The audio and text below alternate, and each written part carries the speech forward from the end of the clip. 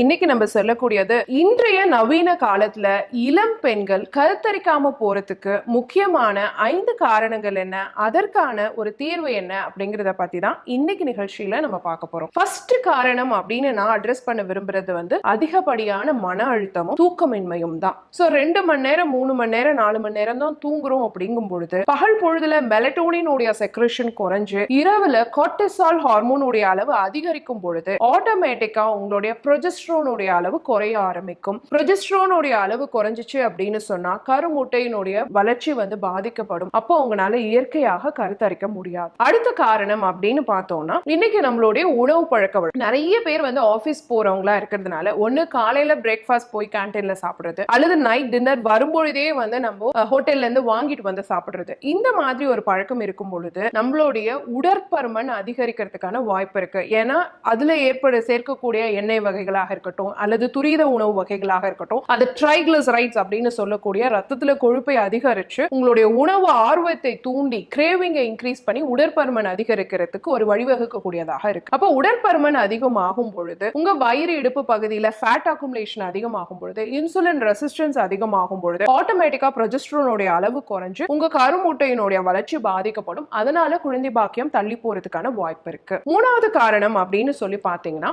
நம்மளுடைய சுற்றுப்புற சூழல்ல இருக்கக்கூடிய மாசுகள் அல்லது கழிவுகள். உதாரணத்துக்கு நம்ம யூஸ் பண்ணக்கூடிய பிளாஸ்டிக் பொருட்களாக இருக்கலாம், தண்ணி பாட்டில், டிஃபன் பாக்ஸ்ல இருந்து. அதே மாதிரி நம்ம யூஸ் பண்ணக்கூடிய காய்கறிகள்ல தெளிக்கக்கூடிய பூச்சிக்கொல்லி மருந்துகளாக இருக்கலாம், பெஸ்டிசைட்ஸ், இந்த மாதிரியான விஷயங்கள். நீங்க யூஸ் பண்ணக்கூடிய காஸ்மெட்டிக்ஸ், பெர்ஃபியூம்ஸா இருக்கலாம், இல்ல நீங்க யூஸ் பண்ணக்கூடிய காஸ்மெட்டிக்ஸா இருக்கலாம். சோ இது எல்லாமே உங்களுடைய ஹார்மோனை பொய்மையாக உற்பத்தி பண்ணக்கூடிய இதை நம்ம என்ன சொல்றோம்னா ஜீனோ ஈஸ்ட்ரோஜன்ஸ் சொல்றோம். சோ இது உங்களுடைய தேவையில்லாத ஹார்மோன் கழிவுகளை உங்க உடலில் உற்பத்தி பண்றதுக்கு வழிவகுக்க கூடியதாக இருக்கு. இதனால கருமுட்டையோட வளர்ச்சி பாதிக்கிறதுக்கு வாய்ப்பு இருக்கு. அடுத்து பார்த்தோம்னா இன்னைக்கு நிறைய இளம் பெண்களுக்கு இருக்கக்கூடிய விஷயம் என்னன்னா, நான் லைஃப்ல செட்டில் ஆகாம குழந்தை பெற்றுக்கிறது இல்ல டாக்டர், நான் லைஃப்ல முதல்ல செட்டில் ஆகணும், எனக்குன்னு சில எய்ம்ஸ் இருக்கு, அதை நான் சாதிச்ச பிறகுதான் குழந்தை பாக்கியத்துக்கு முயற்சி பண்ண போறேன் அப்படின்னு சொல்லிட்டு போஸ்ட்போன் பண்ணிட்டே போறது. சில பெண்களுக்கு இன்னைக்கு லேட்டா திருமணம் அப்படின்னு போகும்பொழுது அதை தொடர்ந்தும் கருமுட்டையோடைய எண்ணிக்கை குறைஞ்சு அதனால குழந்தை பாக்கியம் தள்ளி போறது அப்படிங்கிற ஒரு நிகழ்வும் நடந்துகிட்டு தான் இருக்கு. அடுத்து கடைசியான விஷயம் பாத்தீங்க அப்படின்னு சொன்னா இன்னைக்கு நம்மளுடைய இளம் பெண்கள் வீட்டு வேலையில இருந்து வெளியில செய்யக்கூடிய வேலையில இருந்து எல்லாத்துலயுமே ஒரு sedentary way of lifestyle, உட்கார்ந்துட்டே செய்யக்கூடிய விஷயம் தான். எல்லாத்துக்கும் ஆள் இருக்காங்க, நம்ம பெருசா உடல் உழைப்பு அப்படிங்கிறது இருக்கிறது இல்ல.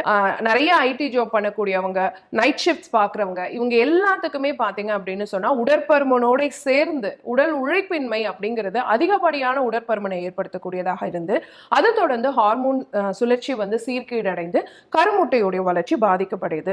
இதனால குழந்தை பாக்கியம் தள்ளி போகுது.